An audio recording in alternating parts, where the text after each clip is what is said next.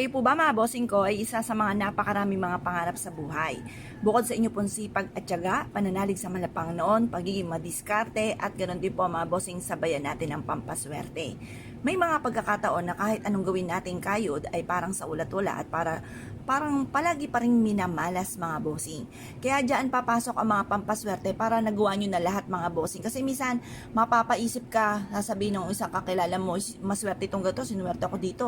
Tapos hindi ka pa nakakagawa ng ganon. Tapos mapapaisip ka, ay sana gumawa na rin ako agad ng ganon.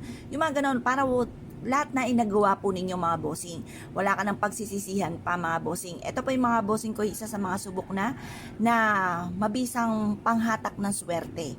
Pangkalahatan po ito mga bossing. Narinig nyo na po ba mga bossing kapag ikay gumamit ng mga silver na alahas, takot dyan ang mga negatibong enerhiya. Yung mga gumagamit ng mga kaliwa para hindi ka mabalis, di ka makulam, mga palipad hangin, kailangan meron kang silver.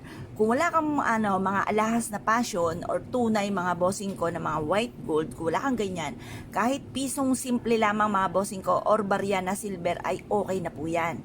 Tapos yung bawang naman mga bossing ko, takot dyan ng mga bad spirit. Ngayon pa mga bossing, kung halimbawa saan man kayo tutungo, maaaring marami king mga espiritu doon na hindi nyo nakikita, maaaring dumikit ito sa inyo, kaya minsan makakaramdam tayo. Bakit ganun parang masama ang pakiramdam ko? Yung mga ganun, parang ikay nilalamig-lamig mga bossing. Ako po yung naranasan ko po yan. Bagamat may dala akong ganito, pero okay pa rin kasi kahit papaano ay mabilis na wala mga bossing.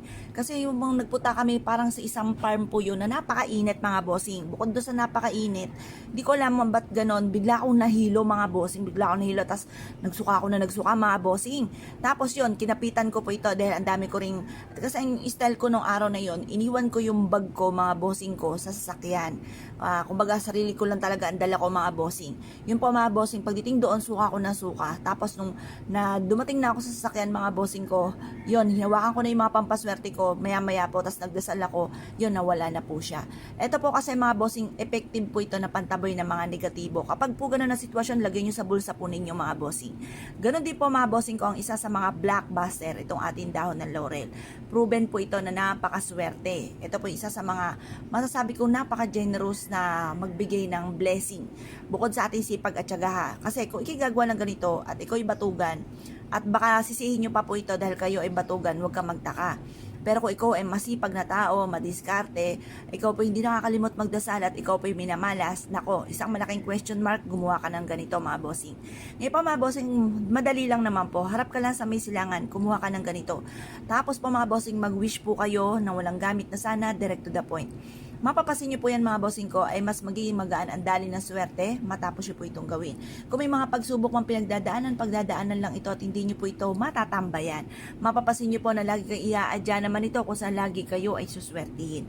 Kung naniniwala ka at nais nyo po itong gawin, subukan nyo na po ito mga bossing ko kahit anong araw na maibigan ninyo. Basta't kayo ay makakapaglaan ng ilang minuto at magwi-wish, wala pong masama. Lalo na kung simple lang naman ang mga pamamaraan mga bossing.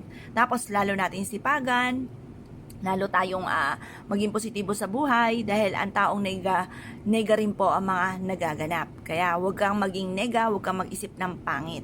Ngayon po mga bossing ko, kayo po naniwala at nais po itong gawin. Ay siya mga bossing, good luck po sa inyo po lahat.